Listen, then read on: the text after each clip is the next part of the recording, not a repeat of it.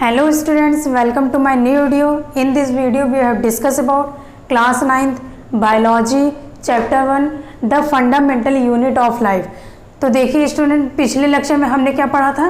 पिछले लेक्चर में हमने प्लांट सेल और एनिमल सेल के बारे में पढ़ा था और उसका फिगर भी, प्लांट सेल का अलग फिगर और एनिमल सेल का अलग फिगर बताया था और फिर उसमें क्या क्या प्रेजेंट है ये भी बताया था। लेकिन उसमें क्या क्या प्रेजेंट है प्लेस तो बताया था बस, बट उसका फंक्शन, नेचर और स्ट्रक्चर नहीं बताया था उसका।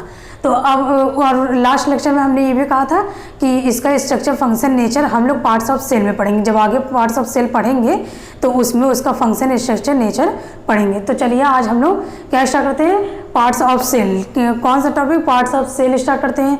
अब देखिए पार्ट्स ऑफ सेल में पहला इसका पार्ट क्या है, सेल वॉल। क्या है, सेल वॉल। तो देखिए सेल वॉल का पहला फंक्शन क्या है, it provides support and protection for this cell. Cell को सपोर्ट और प्रोटेक्शन प्रोवाइड करता है, सपोर्ट करता है और प्रोटेक्शन यानी कि डैमेज होने से उसे बचाता है। प्रोटेक्शन यानी कि रक्षा करना, प्रोटेक्ट करने के लिए प्रोवाइड करता है। ठीक है।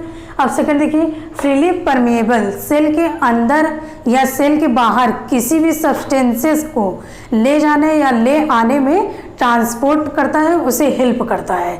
ठीक है। अब देखिए थर्ड क्या है, determines shape of cell. Cell को डिफिनिट शेप प्रोवाइड करता है, मतलब कि भिन्न भिन्न प्रकार के शेप प्रोवाइड करता है, आकार उसको प्रदान करता है। अब फोर्थ क्या है, made up of cellulose. Cell wall जो है वो made up of cellulose, cellulose का बनाता है। सेल्यूलोज यानी कि कार्बोहाइड्रेट का बनाता है। हमारा सेल वॉल जो है वो कार्बोहाइड्रेट का बनाता है। ठीक है। अब फिफ्थ देखिए, provide strength to cell. Cell को स्ट्रेंथ प्रोवाइड करता है। स्ट्रेंथ यानी कि मजबूती प्रदान करता है, सेल को मजबूती प्रदान करता है। तो देखते हैं हम यहाँ पहले, अब यहाँ देखिए प्रेजेंसी, यहाँ तो फंक्शन हम लोग 5 फंक्शन इसके पढ़ लिए। ठीक है, कि क्या क्या किस चीज़ में हेल्प करता है, क्या क्या करता है, ये किस लिए होता है। अब देखिए यहाँ प्रेजेंसी पढ़ते हैं, मतलब कहाँ पे प्रेजेंट होता है ये। Lies outside this cell membrane. Outside यानी कि बाहर की ओर, सेल मेम्ब्रेन बाहर की ओर, लाइज मतलब कि प्रेजेंट होता है। सेल मेम्ब्रेन हमारा जो होता है वो बाहर की ओर, सेल मेम्ब्रेन के बाहर की ओर प्रेजेंट होता है सेल वॉल हमारा। तो देखिए ये है, ये प्लांट सेल है। ये प्लांट सेल में ही प्रेजेंट होता है। प्लांट सेल है तो प्लांट सेल का जो ये आउटर कवरिंग है, जो सबसे बाहर का कवर है इसका, वहाँ पे देखिए सेल वॉल लिखा है। ये जो आउटर कवरिंग है ना हमारा, ये बाहर के कवर को ही सेल वॉल कहते हैं। ये है सेल वॉल। ठीक है। तो देखिए यहाँ क्या लिखा है, lies outside the cell membrane. Cell membrane के बाहर की साइड हमारा सेल वॉल प्रेजेंट होता है। अब देखिए सेकंड क्या है, found in plant, algae, fungi and many bacteria. मतलब कि ये प्लांट में प्रेजेंट होता है। देखिए यहाँ पे हम लोग प्लांट सेल में बताए सेल वॉल कहाँ प्रेजेंट है, प्लांट सेल में सेल वॉल प्रेजेंट होता है। तो फाउंड इन प्लांट, प्लांट में प्रेजेंट होता है, algae, fungi and fungi and many bacteria में प्रेजेंट होता है। अब ये देखिए थर्ड क्या है, not found in animal cells. Animal cells में प्रेजेंट नहीं होता है। देखिए ये है हमारा एनिमल सेल का फिगर। तो देखिए एनिमल सेल के फिगर में आपको कहीं आउटर कवरिंग इसकी दिख रही है, सेल मेम्ब्रेन के बाहर आउटर कवरिंग दिख रही है? नहीं। क्यों? क्योंकि एनिमल सेल में एब्सेंट रहता है, एनिमल सेल में सेल वॉल प्रेजेंट नहीं होता है। अब देखिए इसका नेचर, नॉन लिविंग होता है। प्लांट सेल जो होता है उसमें सेल वॉल जो होता है वो नॉन लिविंग होता है। प्लांट से ही पता चलता है कि वो, मतलब कि इसमें सेल वॉल जो प्रेजेंट होता है वो नॉन लिविंग होता है। ठीक है। अब देखिए एक बार फिर से बता देते हैं। पहला देखिए क्या है, सेल वॉल। इसका फंक्शन क्या है, पहला फंक्शन है कि सेल को प्रोवाइड करता है, किसमें, सपोर्ट और प्रोटेक्शन में प्रोवाइड करता है। ठीक है। और सेकंड क्या है, फ्रीली परमिएबल है, मतलब कि सेल के बाहर, सेल के अंदर सब्सटेंस को या चीज़ों को ले जाने में, ट्रांसपोर्ट करने में हेल्प करता है। ठीक है। अब थर्ड क्या है, डिटरमिन शेप ऑफ सेल, मतलब कि सेल को भिन्न भिन्न प्रकार के शेप प्रदान करता है। और फोर्थ क्या है, made up of cellulose, cellulose का बना होता है, मतलब कार्बोहाइड्रेट का बना होता है। और फिफ्थ क्या है, provide strength to cell, cell को मजबूती प्रदान करता है, स्ट्रेंथ प्रोवाइड करता है। अब देखिए प्रेजेंसी क्या है, लाइज आउटसाइड सेल मेम्ब्रेन, मतलब कि सेल मेम्ब्रेन के आउटसाइड बाहर की ओर ये प्रेजेंट होता है। और किस में प्रेजेंट होता है? फाउंड इन प्लांट में, एल्गी, फंगी एंड बैक्टीरिया में, ठीक है। अब थर्ड क्या है? Not found in animal cell, animal cell में ये एब्सेंट होता है, मतलब कि एनिमल सेल में प्रेजेंट नहीं होता है। अब देखिए नेचर इसका क्या है? नॉन लिविंग, ये नॉन लिविंग होता है, ठीक है। अब सेल वॉल के बारे में हमने पढ़ लिया। अब सेकंड क्या है? पार्ट ऑफ सेल का सेकंड पार्ट क्या है? सेल मेम्ब्रेन, या फिर इससे क्या कहते हैं? Plasma membrane. सेल मेम्ब्रेन है प्लाज्मा मेम्ब्रेन।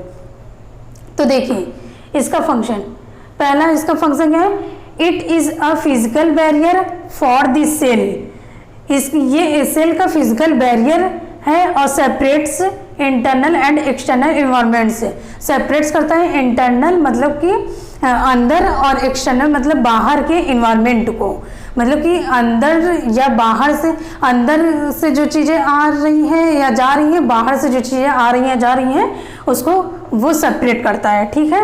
और सिलेक्टिव परमिएबिलिटी होता है, सिलेक्टिव परमिएबिलिटी इसके बारे में अभी हम पढ़ाएंगे, नेक्स्ट में इसको पढ़ाएंगे। सिलेक्टिव परमिएबिलिटी होता क्या है इसको हम बताएंगे, ठीक है। अब ये देखिए सेकंड क्या है? Holds inner contact of cell control passage of materials, ठीक। तो सेल के होल्ड्स इनर मतलब कि पूरे, मतलब कि अंदर के पूरे भाग को, सेल के अंदर के पूरे भाग को कांटेक्ट करता है, पकड़ के रखता है, ठीक है। और control passage of material, passage of materials को कंट्रोल करता है, मटेरियल्स जो उसमें होते हैं उसको कंट्रोल करता है, ठीक है। अब देखिए प्रेजेंसी, ये कहाँ प्रेजेंट होता है? Cell membrane surrounding the cell outer surface, मतलब कि सेल के आउटर सरफेस को सराउंड करता है, सेल के आउटर सरफेस को सराउंड करता है। अब सेकंड क्या है? Found in both plant and animal cell, plant और एनिमल सेल दोनों में प्रेजेंट होता है। देखिए देखते हैं प्लांट सेल का ये फिगर है। प्लांट सेल में देखिए हमारे ये जो सेल मेम्ब्रेन के बाहर का आउटर कवरिंग था वो तो सेल वॉल है, लेकिन सेल मेम्ब्रेन कहाँ प्रेजेंट है? तो सेल वॉल के बाद जो कवर है हमारा सेकेंड वाला कवर, तो उसे हम कहेंगे सेल मेम्ब्रेन, ठीक है। ये है प्लांट सेल में। और देखिए यही देखिए एनिमल सेल में कहाँ प्रेजेंट है? एनिमल सेल में सबसे आउटसाइड, सबसे ऊपर ही प्रेजेंट है। इसमें अंतर यही है, डिफरेंट यही है कि प्लांट सेल में ये सेकेंड कवर प्लांट सेल में सेल मेम्ब्रेन प्रेजेंट है, ठीक। और एनिमल सेल में आउटसाइड सबसे बाहर की ओर ही सेल मेम्ब्रेन प्रेजेंट है। अब देखिए इसमें क्या लिखा है? अब प्रेजेंसी का थर्ड देखिए, outside of the cell in animal cell and inner to cell in plant, ठीक है। तो देखिए अभी हमने बताया ना outside of the cell in animal, मतलब कि एनिमल सेल में आउटसाइड सबसे बाहर की ओर ही सेल मेम्ब्रेन हमारा दिख जाएगा। सेल मेम्ब्रेन हमारा एनिमल सेल में सबसे बाहर की साइड ही प्रेजेंट है, ठीक है। लेकिन and inner to cell in plant cell, inner to cell in plant cell, यानी कि प्लांट सेल में क्या है? अंदर की साइड प्रेजेंट है। क्या है? सेल वॉल के बाद इसका नंबर आता है, सेल वॉल के बाद सेल मेम्ब्रेन हमारा प्रेजेंट है, ठीक है। अब देखिए इसका नेचर लिविंग होता है। सेल वॉल हमारा क्या था? Non living. सेल वॉल का नेचर क्या था? नॉन लिविंग, ठीक। और सेल मेम्ब्रेन का यही नेचर देखिए, तो सेल मेम्ब्रेन का नेचर क्या है? लिविंग। और क्या है? फ्लेक्सिबल। फ्लेक्सिबल मतलब कि लचीला होता है। और लचीला किस लिए होता है? क्योंकि वो थोड़ा उस टाइप का होता है, जैसे जेली होता है ना, उस टाइप का होता है, इसलिए ये लचीला होता है, ठीक। और सिलेक्टिवली परमिएबल, सिलेक्टिवली परमिएबल मतलब किसी खास चीज़ों को अंदर या बाहर, सेल के अंदर या बाहर जाने देता है। इसके बारे में अभी हम लोग पढ़ेंगे डिटेल में, लेकिन अभी यहाँ पे आप इतना जान लीजिए, इतना जानकारी रखिए कि किसी खास चीज़ों को सिलेक्टिवली मतलब सिलेक्ट यानी कि चुनना, किसी खास चीज़ों को अंदर या बाहर जाने देता है, ठीक है। अब फोर्थ देखिए, composed of lipids plus proteins, मतलब कि कंपोज यानी कि किस चीज़ का मतलब बना होता है, तो किसका बना होता है? लिपिड्स एंड प्रोटीन, लिपिड्स और प्रोटीन्स को का बना होता है। लिपिड और प्रोटीन को मिलाकर हमारा सेल मेम्ब्रेन बनता है, ठीक है। एक बार फिर से देख लेते हैं सेल मेम्ब्रेन या प्लाज्मा मेम्ब्रेन। देखिए फंक्शन इसका क्या है? It is a physical barrier होता है, separates internal and external environment, separate करता है इंटरनल एंड एक्सटर्नल इन्वायरमेंट को। और सिलेक्टिव परमेबिलिटी होता है, मतलब कि किसी खास चीज़ को ही अंदर या बाहर जाने देता है। और देखिए second, holds inner contact of cell, control passage of material, cell के इनर होल्ड्स को कॉन्टेक्ट यानी कि पकड़ के रखता है और पैसेज ऑफ मटेरियल्स को कंट्रोल करता है। अब प्रेजेंसी देखिए, surrounding the cell outer surface, सबसे ऊपर ही सेल मेम्ब्रेन हमारा प्रेजेंट रहता है, बाहर की ओर सेल के आउटर सरफेस को ये सराउंड करता है। अब found in both plant and animal cell, दोनों में होता है, प्लांट में भी होता है एनिमल में होता है। वही सेल वॉल किस में था, सिर्फ प्लांट में, लेकिन सेल मेम्ब्रेन दोनों में है।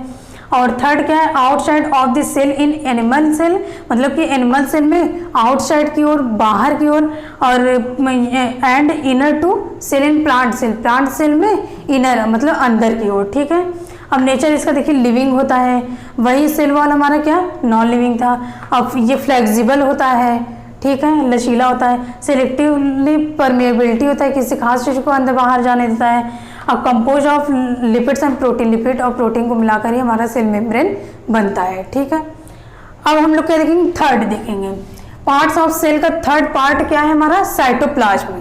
तो देखिए साइटोप्लाज्म का फंक्शन देखिए, पहला क्या है, एड्स इन मूवमेंट, एड्स यानी कि एड्स वर्ड की मीनिंग यहाँ क्या होगी, एड्स मतलब हेल्प, यहाँ हेल्प भी लिख सकते हैं, हेल्प वर्ड का भी यूज कर सकते हैं। जैसे आपको एड्स ना समझ में आए वैसे अक्सर लोग एड्स भूल जाते हैं, तो एड्स ना समझ में आए तो हेल्प वर्ड का भी यूज कर सकते हैं, इससे आपके लिए आसानी होगी, ठीक है।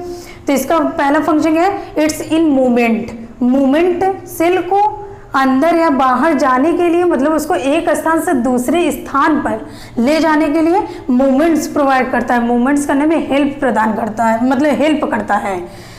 इट्स इन मूवमेंट्स, मूवमेंट करने में, गति प्रदान करने में हेल्प करता है, ठीक है। अब देखिए ये क्या है, पार्ट्स बिटवीन, ये है इसकी प्रेजेंसी, यहाँ आप लोग लिख लीजिएगा प्रेजेंसी, प्रेजेंसी, ठीक, मतलब कहाँ प्रेजेंट है, ठीक। अब देखिए part between plasma membrane and nucleus membrane, ये प्लाज्मा मेम्ब्रेन, प्लाज्मा यानी कि सेल मेम्ब्रेन, यहाँ आप सेल मेम्ब्रेन भी लिख सकते हैं, plasma membrane and nucleus membrane. ये देखिए प्लाज्मा मेम्ब्रेन यानी कि सेल मेम्ब्रेन, एनिमल सेल में देखिए सेल मेम्ब्रेन और न्यूक्लियस के बीच में हमारा क्या प्रेजेंट है, साइटोप्लाज्म, ठीक है। ये देखिए ये है प्लाज्मा मेम्ब्रेन यानी कि सेल मेम्ब्रेन, बाहर की कवरिंग क्या हो गई, सेल मेम्ब्रेन, इसके और न्यूक्लियस अंदर ये क्या है, न्यूक्लियस, और न्यूक्लियस के बीच में हमारा क्या साइटोप्लाज्म प्रेजेंट है। वही चीज यहाँ लिखा है, parts between plasma membrane and nucleus membrane, nucleus और प्लाज्मा मेम्ब्रेन के बीच में प्रेजेंट होता है। अब सेकंड देखिए, the fluid between cell membrane and organelles, इसमें ओवरऑल जो फ्लूइड होता है, इसमें जो फ्लूइड होता है वो सेल मेम्ब्रेन और ऑर्गेनेल्स के बीच में होता है। मतलब कि ये जैसे कह सकते हैं हम, ये देखिए जैसे ये हमारा सेल मेम्ब्रेन हो गया और ऑर्गेनेल्स, ऑर्गेनेल्स इसमें कहाँ है, साइटोप्लाज्म में ही हमारा ऑर्गेनेल्स प्रेजेंट होता है, और ऑर्गेनेल्स जो होता है उसके बीच में ही, मतलब कि जहाँ जहाँ स्पेस खाली वहाँ वहाँ हमारा फ्लूइड प्रेजेंट होता है। तो देखिए वही चीज़ यहाँ लिखा है, the fluid between cell membrane and organelles, overall जो फ्लूइड होता है, मतलब जो फ्लूइड हमारा होता है वो सेल मेम्ब्रेन और ऑर्गेनेल्स के बीच में होता है, ठीक है। अब ये देखिए कंटेन, ये किसको किसको रखता है, कंटेन यानी कि रखना, तो देखिए ये किसको किसको रखता है, contain water, salt and organic compound, ठीक है। अब देखिए this jelly like matter is called cytoplasm, cytoplasm हमारा जो होता है वो जेली लाइक होता है, वो देखने में उसका वो मतलब कि वो देखने में जेली टाइप होता है, जैसे कि आप जैसे अंडा ही ले लीजिए, अंडा की बाहर की कवरिंग को निकाल दीजिए तो फिर उसको देखिए जेली टाइप होता है, हल्का जेली टाइप, ज़्यादा नहीं हल्का जेली टाइप होता है, ठीक उसी प्रकार हमारा साइटोप्लाज्म होता है। This jelly like matter is called cytoplasm, jelly like matter जो होता है उसे साइटोप्लाज्म कहते हैं। ये जो अंदर है ना फ्लूइड, तो ये फ्लूइड है हमारा जेली लाइक, जेली की तरह दिखता है, ठीक है। तो देखिए हम लोग तीनों पढ़ लिए, अब देखिए साइटोप्लाज्म के बारे में फिर से बता देते हैं, एक बार फिर से रिवाइज कर देते हैं। फंक्शन इसका पहला क्या है, एड इन मूवमेंट, मूवमेंट में हेल्प करता है। सेकेंड वो प्रेजेंसी क्या है इसका, प्लाज्मा मेम्ब्रेन और न्यूक्लियस मेम्ब्रेन के बीच में प्रेजेंट होता है। और फ्लूइड जो हमारा होता है वो सेल मेम्ब्रेन और ऑर्गेनेल्स के बीच में होता है, ठीक। और रखता किसको, किसे, water, salt and organic compound को, ठीक। और दिस और जेली लाइक मैटर जो होता है उसे ही हम साइटोप्लाज्म कहते हैं, ठीक है स्टूडेंट। तो देखिए पार्ट्स ऑफ सेल के हम लोग 3 पढ़ लिए, अब इसके आगे अभी पढ़ेंगे, ठीक है। तो इतना आप नोट डाउन कर लीजिए। चलिए स्टूडेंट देखिए, सेमी परमेएबल हमने कहा था ना, सेल मेम्ब्रेन या प्लाज्मा मेम्ब्रेन में इस वर्ड का यूज हुआ था, सेमी परमेएबल, उसके फंक्शन में, ठीक है। तो अब देखते हैं कि हमने वहाँ पे कहा था कि सेमी परमेएबल के बारे में आगे पढ़ेंगे। तो देखिए अब सेमी परमेएबल के बारे में जानते हैं, ठीक है। अब सेमी परमेएबल मेम्ब्रेन, ठीक है, सेमी वर्ड की मीनिंग क्या होगी, सिलेक्ट, क्या होगा, सिलेक्ट। और परमेएबल की वर्ड की मीनिंग से, परमेएबल मतलब होता है कि जो चीज आसानी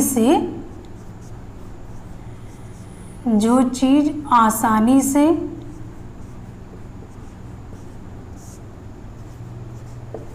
अंदर और बाहर जा सके,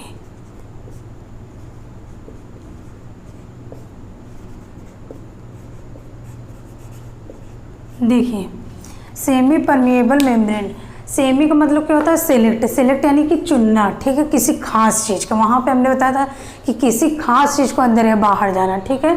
तो सेमी मतलब सिलेक्ट, सिलेक्ट मतलब चुनना।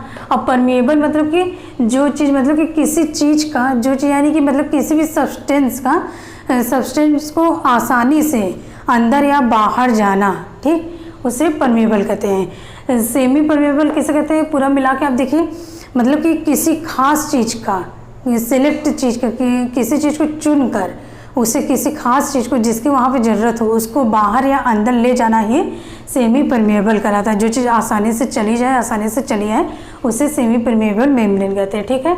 और सेमी परमेएबल मेम्ब्रेन होता क्या है, एक पतली सी झिल्ली होती है, एकदम पतली सी झिल्ली होती है, ठीक है। एक पतली सी झिल्ली होती है, जैसे कि आपको ये मेम्ब्रेन उसमें देखने को मिल सकता है, जैसे कि प्याज हुआ तो प्याज का ऊपरी कवच उसका निकालिए, उसका छिलका निकालिए, तो उसके अंदर एक पतली सी झिल्ली होती है, पारदर्शी, मतलब कि आर पार वो हल्का हल्का, ज़्यादा नहीं, धुंधला टाइप दिखता रहता है, ठीक है। वही होता है सेमी परमेएबल। तो देखिए यहाँ पे एग्जांपल क्या लिखा है, इसका मोस्ट एग्जांपल क्या है, प्लाज्मा मेम्ब्रेन। प्लाज्मा मेम्ब्रेन में ही या सेल मेम्ब्रेन में ही हमने इस वर्ड का यूज किया था, सेमी परमेएबल का, ठीक है। तो देखिए अब क्या है, ऑस्मोसिस एंड डिफ्यूज़न। अब देखते हैं ऑस्मोसिस, ठीक है। ऑस्मोसिस की डिफिनेशन देखते हैं, पहले ये देख लेते हैं कि ऑस्मोसिस कहते किसे, the process of movement of water inside और outside the cell through semi permeable membrane.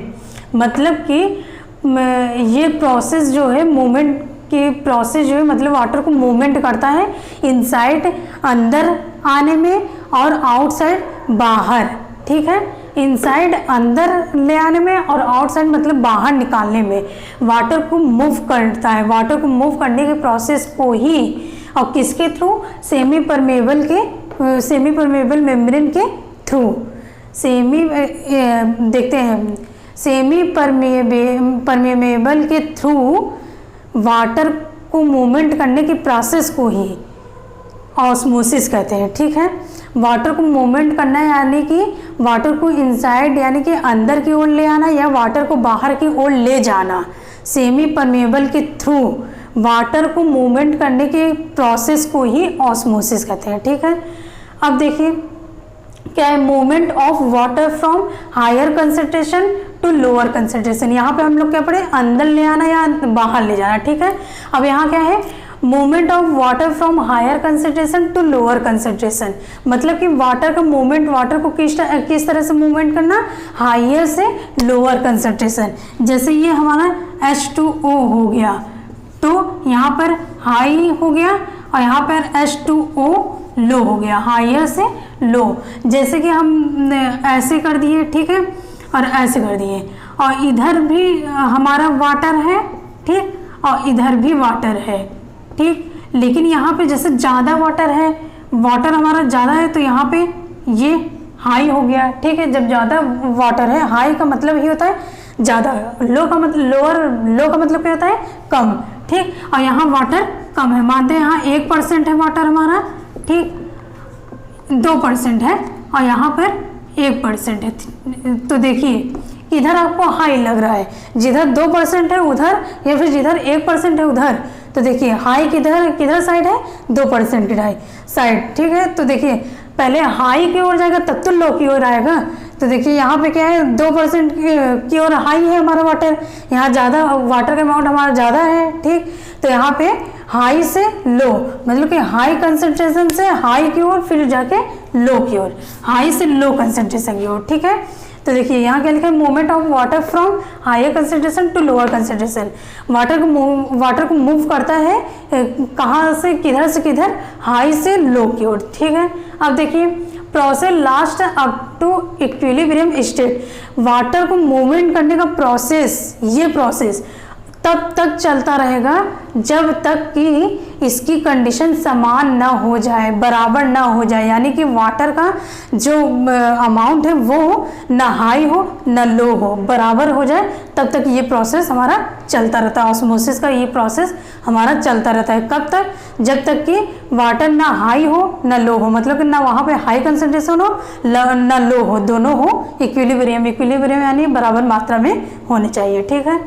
अब देखिए no energy is required, high की ओर या लो की ओर आने में या बराबर होने में नो एनर्जी इज रिक्वायर्ड, इसमें कोई भी एनर्जी का उपयोग नहीं होता है, कोई भी एनर्जी हमारी रिक्वायर्ड नहीं होती है। फिर से देख लेते हैं ऑस्मोसिस। ऑस्मोसिस किसे कहते हैं, देखिए ऑस्मोसिस वाटर के मूवमेंट के उस प्रोसेस को कहते हैं जो सेमी परमेबल मेम्ब्रेन के थ्रू हमारा वाटर इनसाइड, मतलब अंदर की ओर या बाहर की ओर ले जाता है, ठीक है। वाटर को अंदर की ओर ले आने या बाहर की ओर ले जाने में मोमेंट प्रोवाइड करता है वाटर को, ठीक। और किसके थ्रू, सेमी परमेबल मेम्ब्रेन के थ्रू। अब क्या है, movement of water from higher concentration से लो कंसंट्रेशन की ओर वाटर को मूवमेंट करता है। अब process last up to equilibrium state, ये प्रोसेस लास्ट तक, मतलब लास्ट स्टेज तक तब तक चलता रहता है जब तक कि ना तो हाई कंसंट्रेशन हो ना तो लो हो, मतलब वहाँ वाटर का अमाउंट ना हाई हो ना लो हो, इक्विलिब्रियम हो, बराबर मात्रा में हो, तब तक ये प्रोसेस चलता रहेगा हमारा। नो एनर्जी इज रिक्वायर्ड, इसमें हमारी कोई एनर्जी रिक्वायर्ड नहीं होती है। अब देखिए अब यहाँ पे क्या है, एंड डिफ्यूज़न। अब डिफ्यूज़न देखते हैं क्या होता है। A spontaneous movement of molecule from a region of high concentration to lower concentration, ठीक है। तो देखिए स्पॉन्टेनियस मतलब अपने आप ही, खुद से, ठीक। मूवमेंट ऑफ मॉलिक्यूल मतलब कि मॉलिक्यूल में एक ऐसी टेंडेंसी होती है जो खुद ही अपने आप ही, उसमें एक ऐसी टेंडेंसी होती है जो कि हाई कंसंट्रेशन से लो कंसंट्रेशन की ओर ले जाती है, ठीक है। जैसे कि इसका एग्जांपल हम देख लेते हैं, जैसे कि एक गिलास हमने वाटर लिया, ठीक है, एक गिलास हमने वाटर लिया, इसमें वाटर भरा हुआ है, ठीक। अब यहाँ पे कहीं एक स्थान पे, जैसे कि आप कह सकते हैं, मानते हैं हम नील ही एग्जांपल में ले लेते हैं, नील, यहाँ पे हमने नील गिरा दिया, ड्रॉप के थ्रू यहाँ पे हमने नील गिरा दिया। तो ये तो यहाँ पे हमने गिराया तो एक ही जगह, बट ये कहाँ पे हो जाएगा, ये जो पानी है, ये जो वाटर भरा हुआ है इसमें, यहाँ पे हमने डाला एक ही जगह नील, लेकिन वो पूरे वाटर में घुल जाएगा, उसमें मतलब कि उसमें हमको कुछ करने की ज़रूरत नहीं, वो खुद ही घुल जाएगा। तो यहाँ क्या है, स्पॉन्टेनियस यानी कि अपने आप ही, खुद ही। मॉलिक्यूल में एक ऐसी टेंडेंसी होती है, वाटर मूवमेंट करने की एक ऐसी टेंडेंसी होती है जो उसको हाई से लोअर कंसंट्रेशन की ओर खुद ही अपने आप ही ले जाए, ठीक है। उस प्रोसेस को हम क्या कहेंगे, डिफ्यूज़न। और डिफ्यूज़न देखिए होता किसमें, रेट ऑफ डिफ्यूज़न गैस में भी होता है, लिक्विड में भी होता है, सॉलिड में, लेकिन हमारा किसमें सबसे ज़्यादा किसमें होता है, मोर देन गैसेज, मतलब वो सबसे ज़्यादा हमारा डिफ्यूज़न गैसेज में होता है, ठीक है। गैसेज में मतलब आसानी से हो जाता है, इसलिए हम कह सकते हैं कि गैसेज में हमारा सबसे ज़्यादा डिफ्यूज़न होता है। अब यहाँ क्या है, CO2 leaves the cell through diffusion, मतलब कि CO2 जब उस स्थान को छोड़कर CO2 एक्सटर्नल एनवायरनमेंट की तरफ बाहर की ओर जब वो निकल जाता है, चला जाता है, तो उसको ही डिफ्यूजन कहते हैं। मतलब कि डिफ्यूजन के थ्रू वो एक्सटर्नल एनवायरनमेंट की तरफ, मतलब बाहर की ओर निकल जाता है CO2, तो उसको ही डिफ्यूजन कहते हैं। ठीक है, अब एक बार फिर से देख लेते हैं डिफ्यूजन हम। ऐसा प्रोसेस जो खुद से अपने से, मतलब वाटर को मूवमेंट करने में खुद से अपने से मॉलिक्यूल में ऐसी एक ऐसी उसमें खुद की टेंडेंसी होती है जो कि उसको हाई से लोअर की ओर ले जाए, मतलब अपने आप ही। ठीक है, अब रेट ऑफ डिफ्यूजन मतलब कि गैसेस में, लिक्विड में, सॉलिड में, तीनों में डिफ्यूजन होता है, लेकिन मोस्ट किस में होता है, गैसेस में होता है। गैसेस में आसानी से इजीली तरीके से डिफ्यूजन होता है। और CO2 लिव्स, जब CO2 छोड़ देगा, उस स्थान को छोड़कर एक्सटर्नल एनवायरनमेंट में बाहर की ओर डिफ्यूजन के थ्रू चला जाएगा, तो उसे ही हम डिफ्यूजन बोलेंगे। मतलब कि डिफ्यूजन इसलिए बोलेंगे क्योंकि CO2 जब उसे छोड़कर खुद से ही छोड़कर एक्सटर्नल एनवायरनमेंट की तरफ बाहर की ओर चला जाएगा। ठीक है, अब देखिए हम क्या देखेंगे, प्लाज्मोलिसिस। ठीक, shrinkage of living plant cell due to exosmosis. पहले तो हम ये देख लेते हैं, यहाँ ऑस्मोसिस पढ़े थे। ऑस्मोसिस 2 टाइप के होते हैं, एंडोस्मोसिस और सेकेंड क्या है, एक्सॉस्मोसिस। ठीक, एंडोस्मोसिस क्या होता है, movement of water into the cell, cell में वाटर मूवमेंट करना। ठीक है, मतलब कि इंडोस्मोसिस है, इंडोस मतलब कि अंदर की ओर, सेल में अगर अंदर की ओर, सेल के अंदर अगर बाहर वो वाटर अगर बाहर से सेल के अंदर आ रहा है तो वो होगा इंडोस्मोसिस। ठीक है, कहाँ से, बाहर से वाटर अंदर की ओर आएगा तो इंडोस्मोसिस होगा।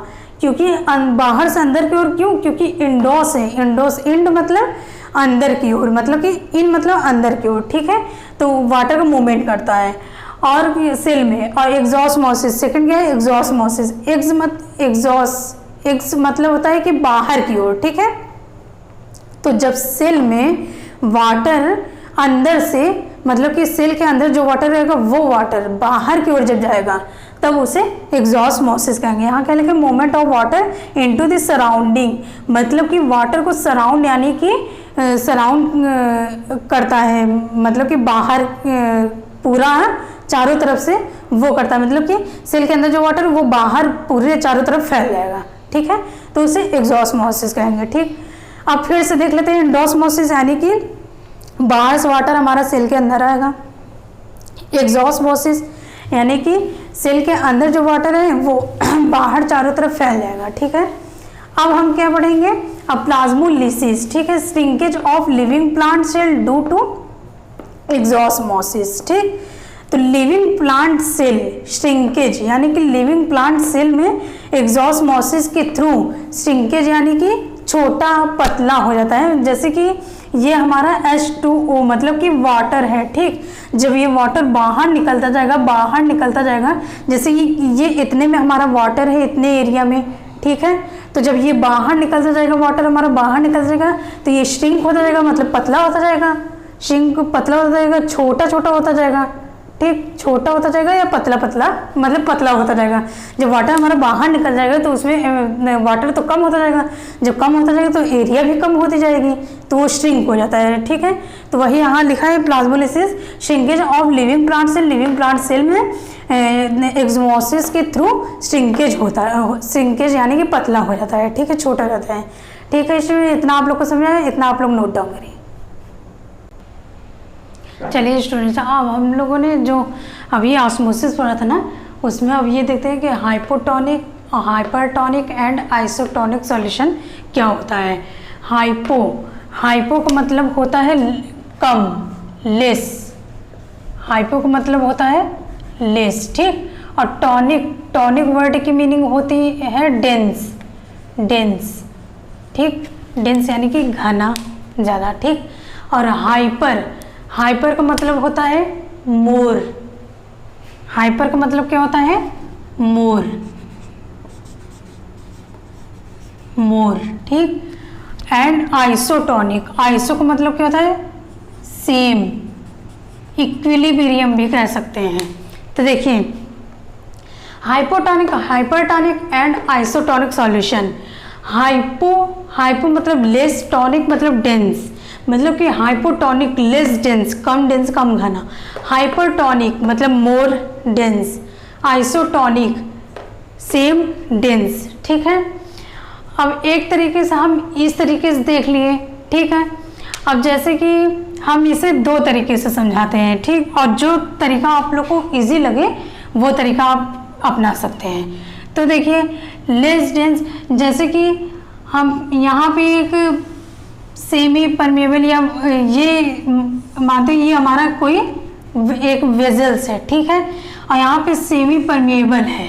ठीक है, एक ठीक, और यहाँ पे ऐसे सेमी परमेबल है, दोनों तरफ सेमी परमेबल है, और ये जो है एक वेसल्स है हमारा। ठीक, और यहाँ पे वाटर का अमाउंट मानते हैं 1% है, 1% हमारा H2O है। ठीक ठीक, और यहाँ पे 2% हमारा H2O है, नहीं 1% है बराबर पे। ठीक, और यहाँ पे हम मानते हैं हमारा 1% साल्ट है। ठीक, और यहाँ पे 10% साल्ट है। ठीक, तो देखिए या अब यहाँ पे हम लोग देखेंगे कि कौन हाइपो है कौन हाइपर है। ठीक है, तो देखिए यहाँ पे 9% साल्ट हो गया जैसे। ठीक है, तो यहाँ पे जैसे हम यहाँ पे वाटर 1% है और साल्ट 9% है। ठीक है, तो वाटर 1% साल्ट 9%, यहाँ पे वाटर 1% साल्ट 9%, बट यहाँ पे साल्ट इधर के अपेक्षा साल्ट इधर क्या है कम है हमारा। ठीक है, तो यहीं से ही हम लोग पहचान लेंगे कि कम है मतलब हाइपो, हाइपो मतलब लेस, लेस मतलब कम। ठीक है, हाइपोटोनिक है। ठीक, ये हमारा हाइपोटोनिक हो गया। और इधर क्या है हमारा सॉल्ट, वाटर तो बराबर है लेकिन उसमें जो सॉल्वेंट है वो कितना परसेंट है वो देखा जाएगा। ठीक है, तो वाटर दोनों तरफ बराबर है लेकिन इधर साल्ट की मात्रा कम है। ठीक, और इधर साल्ट की मात्रा ज़्यादा है, तो इधर कम है, कम का मतलब ये क्या होता है हाइपो, और इधर ज़्यादा है, ज़्यादा का मतलब क्या होता है हाइपर। तो यहाँ से आप लोग देख ली कि मतलब कि इधर ऐसे सॉल्वेंट की मात्रा देखते हुए आप ये कह सकते हैं कि कौन हाइपो है कौन हाइपर है। ठीक, तो इधर कम है साल्ट की मात्रा तो यहाँ हाइपो हो गया। ठीक, और इधर ज़्यादा है तो हाइपर हो गया। ठीक, और जब बराबर रहेगा तब देखिए क्या होगा, बराबर रहेगा तो जैसे ये हमारा एक वेजल्स है। ठीक, और यहाँ पे ये ऐसे हो गया, और इधर भी 1% वाटर है। देखिए ये वेजल्स है, इधर हमारा 1% वाटर है, इधर भी 1% वाटर है, और यहाँ पे हमारा जैसे कुछ भी ले लीजिए, जैसे 2% हमारा साल्ट है, और यहाँ भी 2% हमारा साल्ट है। ठीक, साल्ट है। तो देखिए यहाँ पे तो कम ज़्यादा था, तो यहाँ पे क्या हम लोग पहचाने हाइपो और हाइपर पहचाने। ठीक, अब क्या बचा है आइसोटोनिक। आइसो का मतलब क्या होता है सेम, सेम यानी कि इक्विलिब्रियम मतलब कि बराबर मात्रा होनी चाहिए। ठीक, तो यहाँ पे वाटर की मात्रा बराबर है, यहाँ भी वाटर की मात्रा बराबर है, और यहाँ भी साल्ट की मात्रा बराबर है, यहाँ भी साल्ट की मात्रा बराबर है। तो इस कंडीशन को, इस प्रोसेस को आइसोटोनिक कहेंगे क्योंकि मात्रा दोनों की बराबर है, साल्ट की भी वाटर की भी दोनों की मात्रा बराबर है, तो इसे आइसोटोनिक कहेंगे। ठीक, अब एक तरह से हम लोग ऐसे देख सकते हैं हाइपोटोनिक।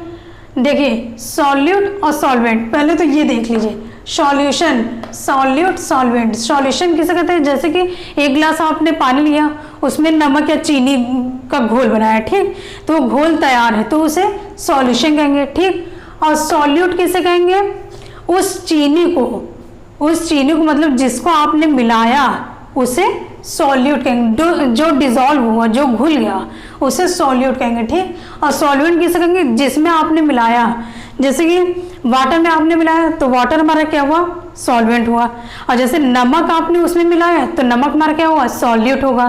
ठीक, और दोनों को मिला के जब वो घुल गया तो हमारा एक नॉर्मल वाटर तो होगा नहीं क्योंकि वो घुल के कुछ और बन गया, कहीं हमारा शरबत बन गया, कहीं नमक वाला पानी बन गया, तो उसे हम क्या कहेंगे, घुले हुए सब्सटेंस को हम लोग क्या कहेंगे, सॉल्यूशन कहेंगे। ठीक है, तो देखिए यहाँ पे देखें, हाइपोटोनिक, सॉल्वेंट और सॉल्वेंट। सॉल्यूट की मात्रा यहाँ पे क्या होगी, कम होगी, किसके अपेक्षा, सॉल्वेंट के अपेक्षा। यहाँ सॉल्वेंट की मात्रा क्या होगी, ज़्यादा होगी। ठीक, अब यहाँ देखिए हाइपरटोनिक, हाइपर यानी कि ज़्यादा, सॉल्यूट ज़्यादा होगी, सॉल्वेंट की अपेक्षा सॉल्यूट हमारा ज़्यादा होगा, सॉल्वेंट कम होगा। ठीक, और आइसोटोनिक देखिए, ठीक इसी प्रकार यहाँ भी देखिए सेम बताया था, यहाँ भी कम और ज़्यादा बताया था, यहाँ भी कम और ज़्यादा बताया। ठीक, अब यहाँ पे आइसोटोनिक में देखिए क्या होगा, सॉल्यूट इक्वल सॉल्वेंट, सॉल्यूट भी बराबर मात्रा में रहेगा और सॉल्वेंट भी बराबर मात्रा में रहेगा। तो अब देखते हैं, जैसे हाइपोटोनिक में जैसा हम एग्जांपल देते हैं, जैसे कि आप ले लीजिए अंगूर। ठीक है, तो अंगूर को आप एक गिलास पानी में रख दीजिए और उसमें चीनी भी, थोड़ी चीनी भी मिला दीजिए। ठीक, और एक दूसरा गिलास लीजिए, उसमें भी पानी ले लीजिए और उसमें अंगूर रखिए, उसमें चीनी मत मिलाइए। ठीक है, उसमें चीनी नहीं मिलाइए, तो फिर जो पानी और अंगूर रहेगा वो अंगूर देखिए हमारी फूल जाएगी, और जिसमें चीनी और अंगूर रहेगा, जिस वाटर वाले ग्लास में अंगूर और चीनी रहेगा, वो अंगूर हमारा क्या हो जाएगा, पिचक जाएगा। अब किस लिए पिचक जाएगा, इसलिए क्योंकि अंगूर में वाटर की मात्रा, सॉल्वेंट की मात्रा हमारी ज़्यादा है। तो जब ज़्यादा है तो हाई से किधर जाता है वाटर हमारा, लो की ओर, हाई कंसंट्रेशन से लो कंसंट्रेशन की ओर।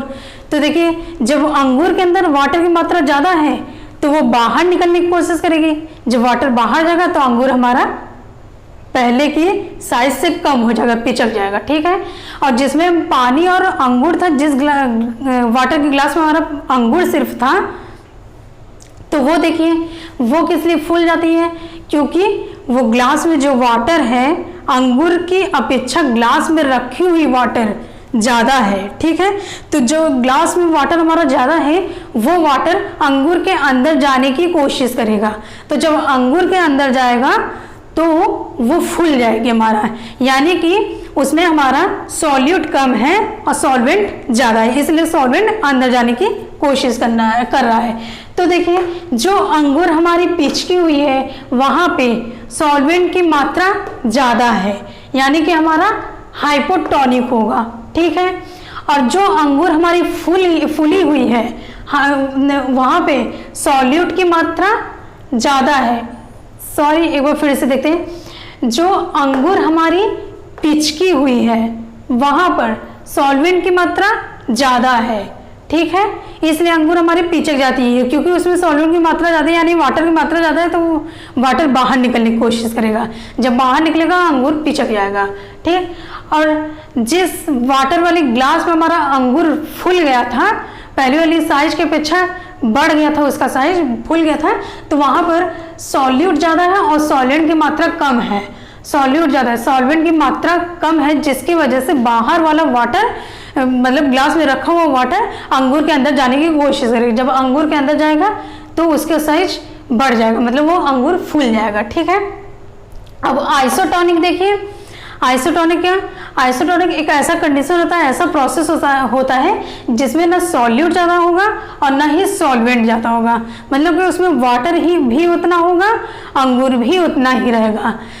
यानी कि जब अंगूर वाटर उतना ही रहेगा तो वाटर तो अंगूर के अंदर जाने की कोशिश करेगा नहीं, क्योंकि अंगूर की भी मात्रा उतनी ही रहेगी, अंगूर भी उतना रहेगा। ठीक है, तो वहाँ पे सॉल्यूट और सॉल्वेंट दोनों की मात्रा इक्वल रहेगी, बराबर रहेगी, इसलिए उसको आइसोटोनिक कहेंगे। आइसो मतलब सेम, मतलब कि दोनों की मात्रा बराबर होनी चाहिए, ना तो सॉल्यूट ज़्यादा होना चाहिए, ना तो सॉल्वेंट कम होना चाहिए, और ना ही सॉल्यूट कम होना चाहिए और ना तो सॉल्वेंट कम होना चाहिए। ठीक है, तो एक बार फिर से देख लेते हैं, हाइपो लेस, टॉनिक डेंस, सारे टॉनिक का मतलब डेंस होगा, हाइपो लेस, हाइपर मोर, ठीक, आइसो सेम। ठीक है, ये एक तरीका हो गया, मतलब कि वाटर की मात्रा सेम रहेगी लेकिन सॉल्वेंट की मात्रा, इसमें देखेंगे सॉल्वेंट की मात्रा जिधर ज़्यादा होगी उधर हाइपर होगा, जिधर कम होगा उधर हाइपो होगा। ठीक है, और जब वाटर की मात्रा सॉल्वेंट की मात्रा यानी कि साल्ट या वाटर की मात्रा दोनों सेम रहेगा तो हमारा आइसो होगा। ठीक, अभी इस कंडीशन में देखते हैं, सेकेंड कंडीशन में देखते हैं हाइपो, मतलब कि यहाँ सॉल्वेंट ज़्यादा सॉल्यूट कम, हाइपर सॉल्यूट ज़्यादा सॉल्वेंट कम। ठीक, और आइसो सॉल्यूट सॉल्वेंट दोनों इक्वल होगा। ठीक है, तो कम जो रहेगा वो अंगूर हमारा पिचका हुआ रहेगा, उस ग्लास के पानी में रखा हुआ अंगूर हमारा पिचका रहेगा।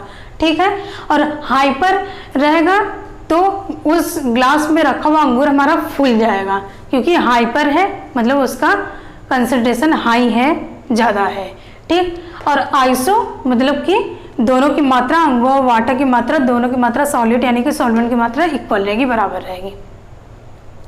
अब देखिए पार्ट्स ऑफ सेल में हमने 3 बता चुका, सेल वॉल, प्लाज्मा मेम्ब्रेन या सेल मेम्ब्रेन या साइटोप्लाज्म, वो सेल मेम्ब्रेन, और थर्ड है साइटोप्लाज्म। अब फोर्थ देखिए न्यूक्लियस। अब न्यूक्लियस के बारे में, डिस्कवर्ड बाय रॉबर्ट ब्राउन। पहले तो हम जान लेते हैं कि इसको डिस्कवर्ड किसने किया। ठीक है, तो डिस्कवर्ड किसने किया? रॉबर्ट ब्राउन ने। सन कितने में, कितनी ईस्वी में? 1831, 1831। ठीक है, किसने डिस्कवर्ड किया? रॉबर्ट ब्राउन ने। इसको आप लोग याद कर लें, रॉबर्ट ब्राउन ने। सन कितने में, कितनी ईस्वी में? 1831 में। ठीक है, अब इसका स्ट्रक्चर देखिए, डबल मेम्ब्रेन, डबल मेम्ब्रेन होते हैं न्यूक्लियस में। देखिए ये है, ये जो अंदर की है ये हो गया एक मेम्ब्रेन, ये जो बाहर है ये हो गया 2 मेम्ब्रेन। डबल मेम्ब्रेन दिख रही है कि नहीं? डबल लाइन दिख रही है ना, डबल कवर दिख रहा है, डबल मेम्ब्रेन है। ठीक, तो यहाँ पे स्ट्रक्चर इसका क्या हुआ? डबल मेम्ब्रेन, डबल मेम्ब्रेन का होता है। ठीक, अब फंक्शन देखिए, control centre of the cell, cell के सेंटर को कंट्रोल करता है, सेल के सेंटर को कंट्रोल रखता है। अब देखिए सेल्यूलर कंपोनेंट, इसका सेल्यूलर कंपोनेंट देखते हैं। ठीक, क्या है? सेंट्रली लोकेशन, सेल के सेंटर पर होता है, इसका लोकेशन क्या होता है? सेल के सेंटर पे। लार्ज इन साइज, साइज में बड़ा होता है। कंपोनेंट ऑफ न्यूक्लियस, अब न्यूक्लियस का कंपोनेंट देखते हैं। देखिए कंपोनेंट ऑफ न्यूक्लियस 2 तरह का होता है, न्यूक्लियर इन्वलप और न्यूक्लियोप्लाज्म। ठीक है, न्यूक्लियर इन्वलप और न्यूक्लियोप्लाज्म। तो देखिए न्यूक्लियर इन्वलप पहले देखते हैं, composed of 2 nuclear membrane. 2 nuclear membrane, 2 nuclear membrane का बना होता है, जैसे कि अभी हमने बताया कि 2 मेम्ब्रेन होते हैं। ठीक, अब कवर्स न्यूक्लियस, न्यूक्लियस को कवर्स करता है, कवर करता है मतलब कि कवर करता है मतलब चारों तरफ से कवर किए रहता है या घेरे रहता है। और थर्ड क्या है? Separates nucleus and cytoplasm, separate करता है किसको? न्यूक्लियस और साइटोप्लाज्म को।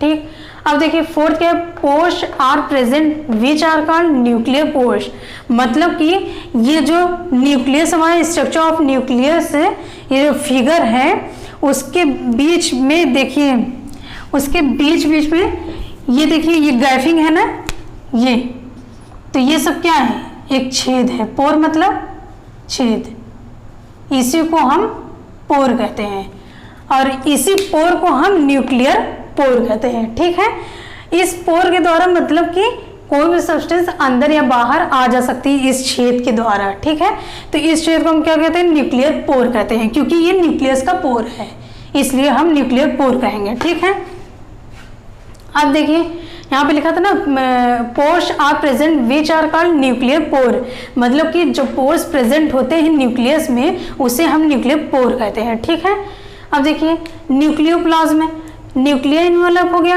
अब न्यूक्लियोप्लाज्म सेकंड है, न्यूक्लियोप्लाज्म कंपोनेंट न्यूक्लियस का। देखिए covered by nucleus and nuclear envelope, covered करता है न्यूक्लियर इन्वलप को। ठीक है, और लिक्विड ग्राउंड सब्सटेंस, उसका जो ग्राउंड सब्सटेंस होता है वो लिक्विड होता है, लिक्विड का होता है। अब देखिए अब न्यूक्लियोप्लाज्म है वो भी 2 तरह से होगा, जैसे न्यूक्लियोलस 2 टाइप से, न्यूक्लियोलस और क्रोमैटिन मटेरियल्स। न्यूक्लियोलस देखिए 1 और मोर इन नंबर, नंबर में 1 और मोर होगा, एक या एक से अधिक होगा, और form protein forming centres ribosomes, ribosomes जो है वो प्रोटीन बनाएगा, ठीक है। अब क्रोमैटिन मटेरियल्स देखते हैं। Entangled mass of thread like structures. Entangled word की मीनिंग होगी उलझा हुआ, ठीक है। तो entangled mass of thread like structures, तो देखिए यहाँ पे हम आप लोग को दिखाते हैं, ये जो है क्रोमैटिन, ये जो है उलझा हुआ ना, ये थ्रेड लाइक स्ट्रक्चर, ये आपको धागे जैसा दिख रहा है, उलझा हुआ है, ये इसी को हम क्रोमैटिन कहते हैं, ठीक है, क्रोमैटिन। तो देखिए यहाँ पे लिखा है entangled mass of thread like structures. Entangled यानी उलझा हुआ, mass of thread like structures मतलब कि धागे जैसा स्ट्रक्चर्स है, धागे जैसा दिखता है, उलझे हुए धागे जैसा दिखता है। During cell division chromatin materials gets organised into chromosomes. Cell division जब करते जाता है, उस जब सेल का डिवीजन होता जाता है तो क्रोमोसोम्स का शेप बन जाता है, एक क्रोमोसोम्स बन जाता है, ठीक है। तो एक बार हम फिर से आप लोग को न्यूक्लियस बता देते हैं। देखिए न्यूक्लियस को डिस्कवर किसने किया? रॉबर्ट ब्राउन ने 1831 में। और स्ट्रक्चर इसका डबल मेम्ब्रेन हमने बताया फिगर में। और function control centre of this cell, cell के सेंटर को कंट्रोल करता है। सेलुलर कंपोनेंट इसका सेंट्रली लोकेटेड सेल के सेंटर में प्रेजेंट होता है। लार्ज इन साइज में बड़ा होता है। कंपोनेंट ऑफ न्यूक्लियस, देखिए न्यूक्लियर इन्वेलप होता है और न्यूक्लियोप्लाज्म होता है, ठीक। अब देखिए compose of 2 nuclear membrane, 2 nuclear membrane का बना होता है। और कवर्स न्यूक्लियस के कवर्स होते हैं। और सेपरेटेड न्यूक्लियस एंड साइटोप्लाज्म को सेपरेट करता है। पोर्स होते हैं इसमें प्रेजेंट विच आर कॉल्ड न्यूक्लियोपोर, जिसे इसमें जो पोर्स प्रेजेंट होते हैं उसे न्यूक्लियोपोर्स कहते हैं। और न्यूक्लियोप्लाज्म देखिए कवर्ड बाय न्यूक्लियर इन्वेलप होता है, ये कवर्ड होता है न्यूक्लियस का। न्यूक्लियर इन्वेलप जो होता है वो कवर्ड होता है किसका? न्यूक्लियस का। और न्यूक्लियोप्लाज्म किसका कवर्ड होता है? न्यूक्लियर इन्वेलप का। और लिक्विड ग्राउंड सब्सटेंस, इसमें जो सब्सटेंस होता है वो लिक्विड होता है। अब देखिए न्यूक्लियोलस, ये न्यूक्लियोप्लाज्म जो वो भी 2 तरह से होता है, न्यूक्लियोलस और क्रोमैटिन मटेरियल्स। न्यूक्लियोलस 1 और मोर नंबर में, एक से अधिक होता है, 1 और मोर होते हैं। Form protein forming centre, ribosomes protein बनाता है फॉर्मिंग में। अब देखिए chromatin materials entangled mass of thread like structures, उलझे हुए धागे जैसा होता है। और ड्यूरिंग सेल डिवीजन, सेल का डिवीजन होता जाता है तो क्रोमोसोम्स एक शेप ले लेता है, ठीक है स्टूडेंट, इतना नोट डाउन करिए। चलिए स्टूडेंट, अब हम लोग यहाँ लास्ट में क्या पढ़े थे? क्रोमोसोम्स वर्ड पढ़े थे ना न्यूक्लियस में। अब देखिए क्रोमोसोम्स क्या होता है? Thread like structure. Chromosomes with chromatin thread like structure होता है। क्रोमैटिन थ्रेड लाइक स्ट्रक्चर होता है, तो हमारा क्रोमोसोम्स भी थ्रेड लाइक स्ट्रक्चर ही होता है। अब visible during cell division, cell division करके वो डिफिनेट शेप ले लेता है। सेल डिवीजन, सेल को डिवाइड करके, सेल को का डिवीजन करके वो डिफिनेट सेल शेप लेके क्रोमोसोम्स बनाता है, ठीक है। फिर से देखते हैं, थ्रेड लाइक स्ट्रक्चर्स होता है, धागे नुमा स्ट्रक्चर होता है। Visible during cell division, cell का डिवीजन करके, सेल को डिवाइड करके शेप ले लेता है, डिफिनेट मतलब कई प्रकार के शेप लेता है और शेप लेकर उसे मतलब शेप लेकर क्रोमोसोम्स बनाता है। कंपोनेंट्स डीएनए एंड प्रोटीन्स के बने होते हैं, ठीक है। क्रोमोसोम्स जो होता है डीएनए एंड प्रोटीन के बने होते हैं। DNA consist of genes, genes जो होता है वो डीएनए में होता है, ठीक है। A functional segment of DNA are called genes. DNA में जो फंक्शनल सेगमेंट होता है, जो फंक्शनल उसके टुकड़े होते हैं, उसे हम जीन्स कहते हैं, ठीक है। अब genetic information is transfer DNA from one generation to next generation. Genetic information होता है ट्रांसफर, मतलब कि डीएनए का मतलब कि एक जनरेशन से नेक्स्ट जनरेशन, दूसरे जनरेशन में ट्रांसफर करना। जेनेटिक इंफॉर्मेशन होता है एक जनरेशन से दूसरे जनरेशन में ट्रांसफर करना, ठीक है। एक बार फिर से देख लेते हैं, क्रोमोसोम्स थ्रेड लाइक धागे नुमा स्ट्रक्चर होता है, ठीक है। और सेल का डिवीजन करके डिफिनेट प्रकार के, कई प्रकार के शेप को लेकर क्रोमोसोम्स बनाता है। कंपोनेंट डीएनए एंड प्रोटीन का बना होता है क्रोमोसोम्स। क्रोमोसोम्स जीन्स में डीएनए होते हैं फंक्शनल सेगमेंट, डीएनए का जो फंक्शनल सेगमेंट होता है उसे जीन्स कहते हैं। जेनेटिक इंफॉर्मेशन होता है, जैसे कि डीएनए का एक जनरेशन से दूसरे जनरेशन में ले रहा है। ठीक है स्टूडेंट, इतना समझ में आ गया? Okay student, thank you.